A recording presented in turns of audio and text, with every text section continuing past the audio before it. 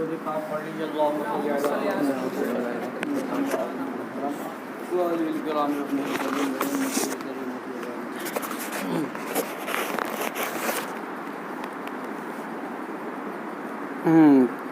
اب فرماتے ہیں، اس سے پہلے آپ نے سماعت فرمایا تھا کہ صلح کلی فرقے میں کچھ عوامی لوگ ہیں جو اس طرح کی بات کرتے ہیں اپنے اعتبار سے کہ مولویوں کے جھگڑے ہیں، ہم کہاں تک لڑیں گے، کس سے الگ ہو جائیں گے۔ فرماتے ہیں کہ اب صلح کلیوں میں کچھ وہ لوگ ہیں جو لیڈر بنتے ہیں، تو فرما رہے ہیں اور فرقہ صلح کلیہ کے وہ افراد جو مسلمانوں کے لیڈر کہلاتے ہیں، وہ مسلمانوں کو یوں بہکاتے ہیں کہ اس وقت دنیائے سیاست میں اقوام عالم باہمی کشمکش موت و حیات میں مصروف ہیں، اور اگرچہ ہر قوم کے اندر باہمی بہت سی فرقہ بندیاں ہیں، لیکن اس وقت ہر ایک قوم اپنے تمام فرقوں، اپنے تمام افراد کو مجتمع و منظم کر کے پورے اتفاق و اتحاد کے ساتھ میدان سیاست میں اپنے مقابل کے سامنے صف آرا و جنگ آزما ہے۔ دوسری قوموں کے مقابلے میں ایک تو ہم یوں ہی تھوڑی تعداد میں ہیں، اور اگر ان مولویوں کے فتووں پر عمل کر کے وہابیوں، دیوبندیوں، غیر مقلدوں، قادیانیوں، چکرالویوں، نیچریوں، خاکساریوں، احراریوں، لیگیوں، رافضیوں، خارجیوں کو ہم اپنی جماعت سے الگ کر دیں گے تو ہم بہت ہی چھوٹی سی اقلیت میں رہ جائیں گے۔ اس طرح سے نیتا ٹائپ کے لوگ جو ہے بہکاتے ہیں کہ اس وقت ہمیں ایک ہونے کی ضرورت ہے، ہم تو ایسے ہندوستان میں کم ہیں، پھر الگ الگ فرقے میں بٹ کے الگ الگ ہو جائیں گے تو اور کم ہو جائیں گے، دشمن ہم پر حملہ آور ہو جائے گا، وہ ہم کو ختم کر دیں گے وغیرہ وغیرہ۔ تو فرماتے ہیں یہ حقوق اور وزارتیں اور حکومتیں ملنے کا وقت ہے، اگر مولویوں کے کہنے میں آ کر اس وقت کو ہم نے آپس کے جھگڑوں میں صرف کر دیا تو ہم پر سیاسی موت آ جائے گی، دوسری منظم طاقتیں ہم کو کچل کر فنا کر ڈالیں گی، لہٰذا اس وقت تو تمام کلمہ گو فرقوں کے ساتھ اتفاق کر کے میدان سیاست میں دوسری قوموں سے بازی جیت لو، پھر بعد کو یہ مذہبی جھگڑے بھی آپس میں طے کر لینا۔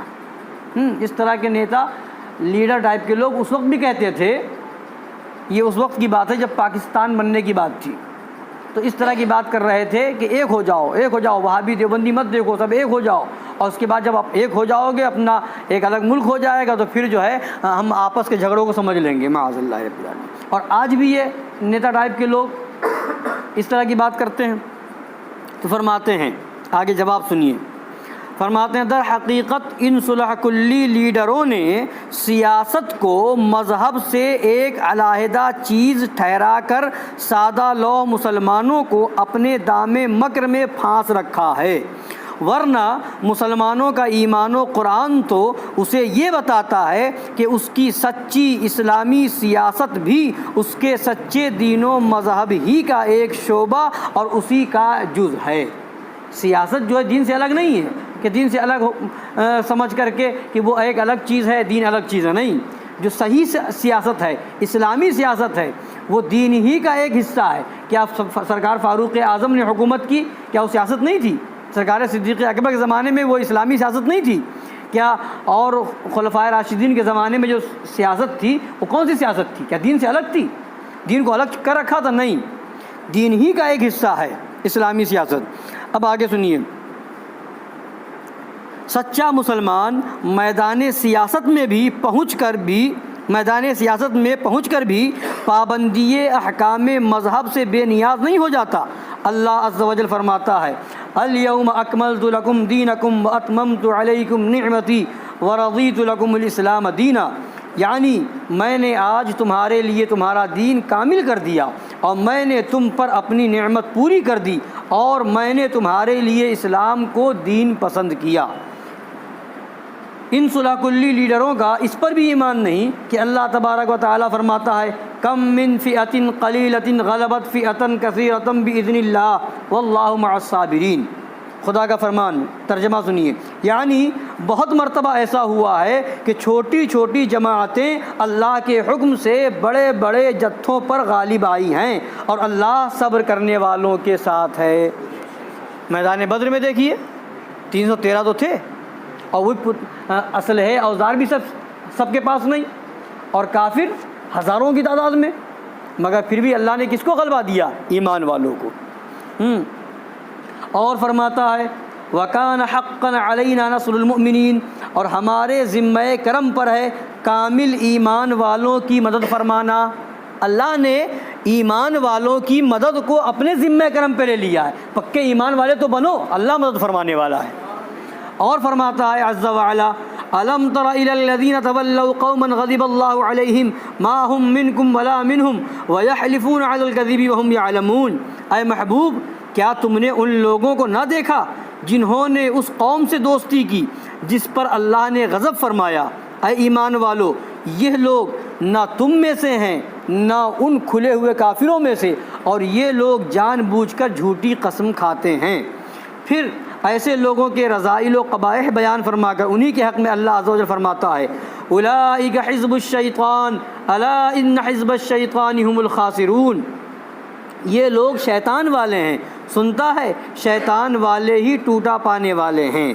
اور فرماتا ہے اللہ تبارک تعالیٰ لا تجد قوما يؤمنون بالله واليوم الآخر يوادون من حاد الله ورسوله ولو كانوا آباءهم أو أبناءهم أو إخوانهم أو عشيرتهم۔ اے محبوب، تم ان لوگوں کو جو اللہ اور قیامت پر ایمان رکھتے ہیں ایسا نہ پاؤ گے کہ اللہ اور رسول کے مخالفوں سے دوستی رکھیں، اگرچہ وہ ان کے باپ دادا یا ان کے بیٹے یا ان کے بھائی بند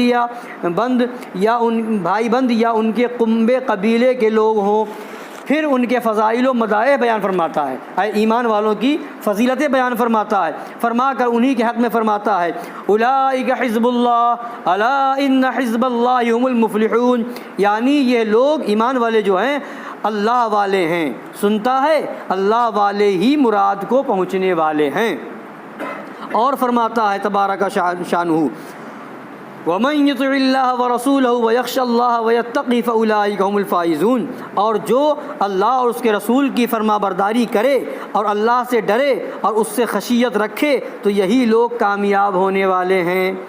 اور فرماتا ہے فَلَا تَهِنُوا وَتَدْعُوا إِلَى السَّلْمِ وَأَنْتُمُ الْأَعْلَوْنَ وَاللَّهُ مَعَكُمْ وَلَن يَتِرَكُمْ أَعْمَالَكُمْ۔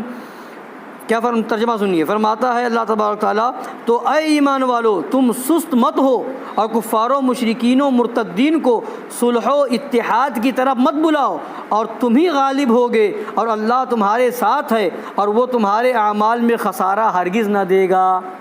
تو صاف فرما دیا کہ سستی مت کرو، کافروں مشرکوں مرتدین سے صلح اور اتحاد مت کرو، اللہ تعالیٰ تم کو غالب فرمائے گا، اللہ تمہاری مدد فرمانے والا ہے۔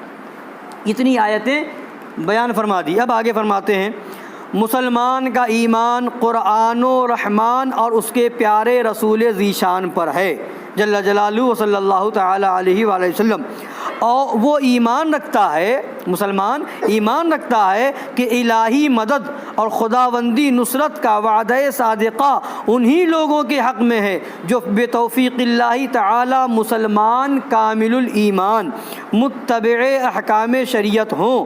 اللہ رسول جل جلالہ وصلی اللہ تعالی علیہ وآلہ وسلم کے دوستوں کے ساتھ دوستی، اللہ رسول جل جلالہ وصلی اللہ تعالی علیہ وآلہ وسلم کے دشمنوں کے ساتھ دشمنی رکھتے ہوں، ان کا اعتماد صرف ظاہری دنیاوی اسباب ہی پر نہ ہو بلکہ وہ حضرت مسبب الاسباب عز جلالہ پر اعتماد اور اس کے پیارے محبوب صلی اللہ علیہ وسلم پر بھروسہ رکھتے ہوں۔ جو ایمان والا ہوگا اللہ اور رسول پر بھروسہ رکھے گا تو خدا اس کی مدد فرمائے گا، کم بھی ہو تو اللہ مدد فرمائے گا اور زیادہ پر غلبہ عطا فرمائے گا۔ اچھا، پھر اگر وہ تعداد میں اپنے دشمنوں سے کم ہوں گے تو اللہ تعالیٰ ان کو اپنے فرشتے بھیج کر بہت کر دے گا۔ اگر وہ ظاہر میں کمزور و ضعیف ہوں گے اللہ تعالیٰ ان کو قوت و طاقت بخشے گا، ان کی کمزوری و اقلیت اور ان کے دشمنوں کی طاقت و اکثریت بإذن اللہ العزیز المقتدر ان کو کچھ نقصان نہ پہنچا سکے گی۔ تو یہ ہے ایمان۔ تو اپنا ایمان مضبوط ہونا چاہیے، اللہ تعالیٰ ہر موقع پر ہر مرحلے پر کامیابی عطا فرمائے گا۔ اور اگر بالفرض بالفرض اگر ایمان پر رہ کر کے موت بھی آ گئی تو یہی تو اصل ہے، ایمان پر موت آ گئی تو وہی کامیاب ہے، اور سب سے اتحاد کر لیا، سب سے مل گئے، اور دنیاوی طور پر بظاہر اگر دیکھنے کے لیے دنیا میں ترقی مل گئی اور ایمان چلا گیا، اور ایمان جانے کے بعد موت آ گئی، تو پھر ایمان پر اگر موت نہیں آئی، کفر پر موت آئی، یا حالت صلح کلیت میں موت آ گئی، تو پھر اب بتائیے سوائے جہنم کے کیا ٹھکانہ ہے؟ تو پھر ایسی زندگی کا کیا مطلب؟ زندگی تو وہ ہے کہ جیے تو ایمان کے ساتھ اور مرے تو ایمان کے ساتھ۔ مرنا تو ایک دن ہے، 10-20 سال پہلے یا 10-20 سال بعد، مرنا تو ہم سب کو ہے، ہمارا ایمان ہے، اور یہ بھی ایمان ہے کہ جتنی زندگی ہے اتنا جینا ہے، اور جب موت آنی ہے اس سے ہٹ کر کے موت کا ایک وقت مقرر ہے، نہ وہ پہلے آئے گی نہ بعد میں آئے گی۔ تو یہ ایمان ہونا چاہیے۔ اللہ تعالی ہم سب کو ایمان و سنت مسلک اعلیٰ پر استقامت عطا فرمائے، اسی پر خاتمہ بالخیر نصیب فرمائے، آمین برحمتہ۔